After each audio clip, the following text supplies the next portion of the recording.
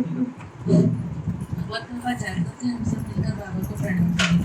भगवान बाबा हनुमान जी को प्रणाम, महान त्यागी बाबा जुमदेव जी को प्रणाम, परमात्मा भगवान बाबा हनुमान जी को प्रणाम, महान त्यागी बाबा जुमदेव जी को प्रणाम, परमात्मा। आज की चर्चा बैठक में संचालक जी ने मुझसे पूछे हैं कि इस मार्ग में वाराणसी आई का क्या योगदान रहा है, तो इस प्रकार है। भगवान बाबा हनुमान जी को प्रणाम, महान त्यागी बाबा जुमदेव जी को प्रणाम, परमात्मा है। धन्य हमारे सद्गुरु महान त्यागी बाबा जुमदेव जी, जिन्होंने कठिन परिश्रम त्याग तपस्या करके भगवान की प्राप्ति की और उनकी कष्टी मानव के दुखों को दूर किया। बाबा ने हमें एक भगवान का परिचय दिया और बताया कि आत्मा में परमात्मा है। बाबा ने एक भगवान की प्राप्ति 25 अगस्त सन 1948 को की और अपने 12 साल के दुखों को दूर किया। 12 साल के दुखों को दूर किया और बाबा ने इस सिख सिखवन के नाम को मानव धर्म की संज्ञा दी और मानव धर्म की स्थापना बाबा ने 25 फरवरी सन 1949 को की। धन्य हमारे सद्गुरु महान त्यागी बाबा जुमदेव जी, जिन्होंने हमें सुबह की विनती और शाम की प्रार्थना दी और शाम की प्रार्थना में बाबा ने तीसरे नियम में एक लाइन लिखी है कि इस मार्ग की सेविका को बुरे शब्दों में नहीं कहना चाहिए। तो बाबा ने ये शब्द किस लिए लिखा है, तो इस पर हमें मार्ग की सेविकाओं को विचार करना चाहिए। जब बाबा ने इस मार्ग की सेविका को सती अनुसुईया की उपाधि दी है, तो ये बात उतनी ही सत्य है। जिस तरह वाराणसी आई ने बाबा के सत्कर्मों में अपना जो विशेष योगदान दिया है, उस चीज का हम सेविकाओं को भी अनुसरण करना चाहिए। आई ने कभी बाबा को नहीं रोका कि आप यहाँ जा रहे हो, वहाँ जा रहे हो, ये कर रहे हो, या हमारी घर गृहस्थी पर कोई प्रभाव पड़ रहा है। बाबा जन जागृति पे कार्य करते रहे। बाबा ने एक भगवान की प्राप्ति की इस कृपा को अपने पास न रखते हुए जन जागृति के उद्देश्य से फैलाने के लिए बाबा गांव जाते थे। अपनी घर गृहस्थी को भी उतना ही महत्व देते थे।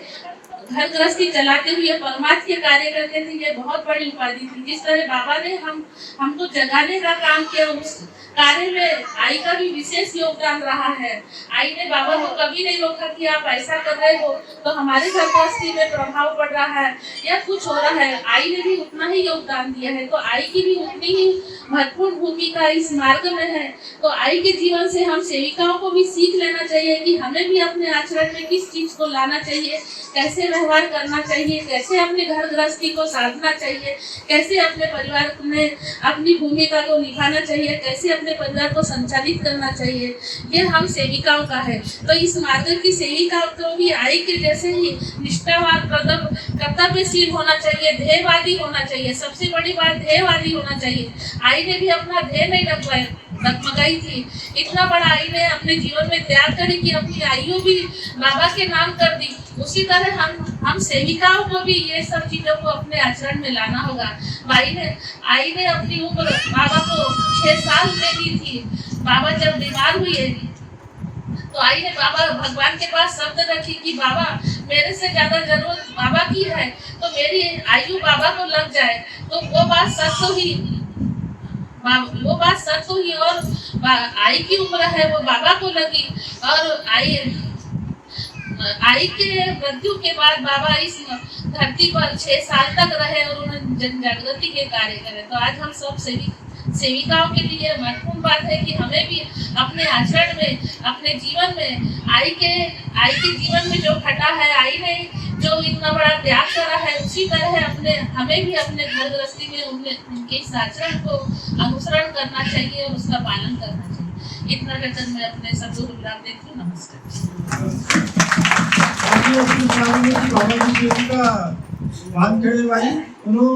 मैं समस्त सेविकाओं की ओर से धन्यवाद करता हूँ। इसी तरह चर्चा यदि हम विचार करें अपने पहले के जीवन से और आज के जीवन से, तो बहुत फर्क महसूस होता है, बहुत अंतर आता है कि पहले के विचार और आज के विचारों में हमारे लिए क्या ये है। आज हम गलती करते हैं, गलती की माफी मांगते हैं, नमते हैं। हमारे में नमने की प्रवृत्ति है। 1000 गलतियां कर लेंगे पर एक शब्द, एक मौका ऐसा आता है कि हमें एहसास होता है कि नहीं, हमें नमना चाहिए, हमें नमना चाहिए, झुकना चाहिए। और जब हम अनेक में थे, हमारे अंदर ऐसा नहीं आता, अहंकार भरा हुआ था। बाबा ने हमें 2 गुण दिए, सद्गुण और अवगुण। तो आज हमारे पास सद्गुण है। हम कितना भी अवगुण में सोच लेंगे फिर भी हमारे पास सद्गुण आता है। तो ये हमारे महान त्यागी बाबा जुमदेव जी की कृपा है कि उन्होंने हमारे पास भगवान लाकर खड़ा किया है और आत्मा में परमात्मा बताया है। तो धन्य है हमारे महान त्यागी बाबा जुमदेव जी, जिन्होंने हमें सुबह की विनती, शाम की प्रार्थना दी है। सुबह की विनती हमें एक साधक की तरह दी है, जिसमें हमें लेना, देना और करना है। भगवान को वचन देना है, भगवान के आदेशों का पालन करना है और मरते तक एक ही भगवान को मानने का हमें वचन देना है और अपने जीवन को संवारना है। सुबह की विनती के बाद हम दिनचर्या में हम जो भी कार्य करते हैं, जो भी हमसे गलती होती है, तो शाम की प्रार्थना में 4 तत्व, 3 शब्द, 5 नियम दिए हैं। 4 तत्वों से एक भगवान की प्राप्ति हुई, 3 शब्दों से भगवान हमारे पास है और 5 नियमों से हमारी घर गृहस्थी संवरती है। तो हम किसी साधु सन्यासी के पास, किसी बाबा बैरागी के पास नहीं जाना पड़ा। बाबा ने हमारे पास लाकर ये 4 तत्व, 3 शब्द, 5 नियमों की सुंदर माला खड़ी लाकर दी है, जो हमें अपने जीवन में उतारना है। बाबा को ये 4 तत्व, 3 शब्द, 5 नियम ऐसे ही नहीं मिले होंगे। बाबा को इसके लिए मेहनत करनी पड़ी। बाबा को एक ध्येय से, एक लक्ष्य से चलना पड़ा। जब कहीं बाबा को ये सब प्राप्त हुआ और बाबा ने हमें सुंदर थाल सजाकर हमारे सामने रखी है, तो हम सेवक ले नहीं पाते हैं, हम कहीं न कहीं चूक जाते हैं। तो यह हमारे अंदर ऐसे भाव नहीं आना चाहिए।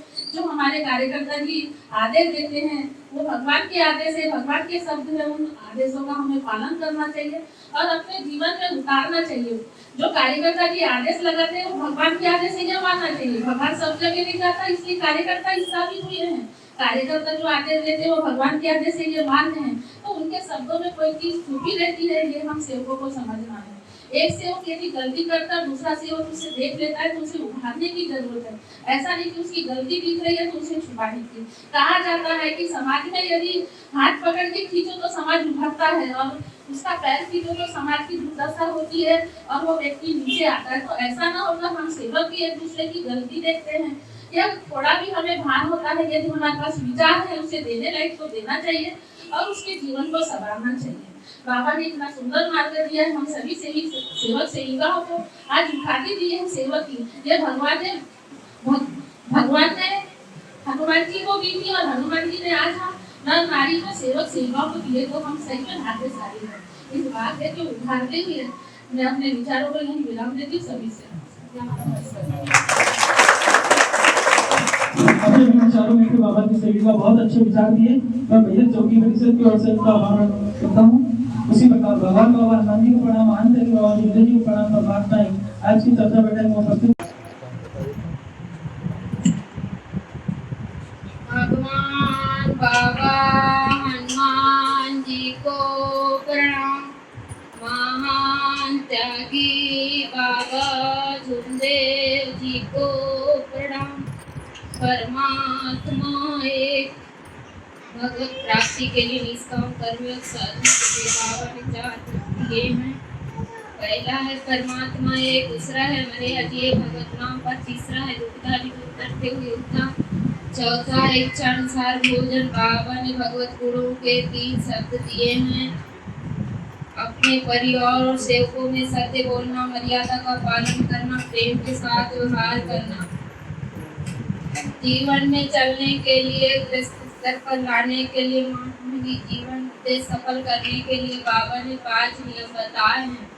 हृदय से एक भगवान मानना, सत्य, मर्यादा, प्रेम और सेवकों में स्थापित करना, अनेक बुरे व्यसन बंद करना, शराब, टानिक, सट्टा, जुआ, लॉटरी, पटकी, होड़, मुर्गे की काटी, चोरी करना, झूठ बोलना, क्रोध करना बंद करना।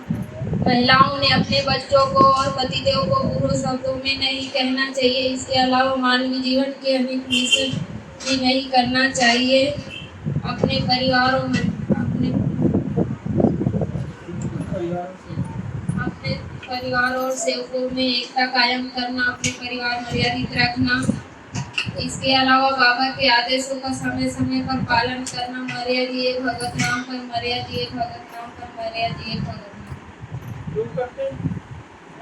और आपके शब्द और बहुत से मिस्टेक है ना, उसको थोड़ा सा सुधार हो गया ना। और शाम की प्रार्थना क्यों करते हैं? ठीक है, नमस्कार।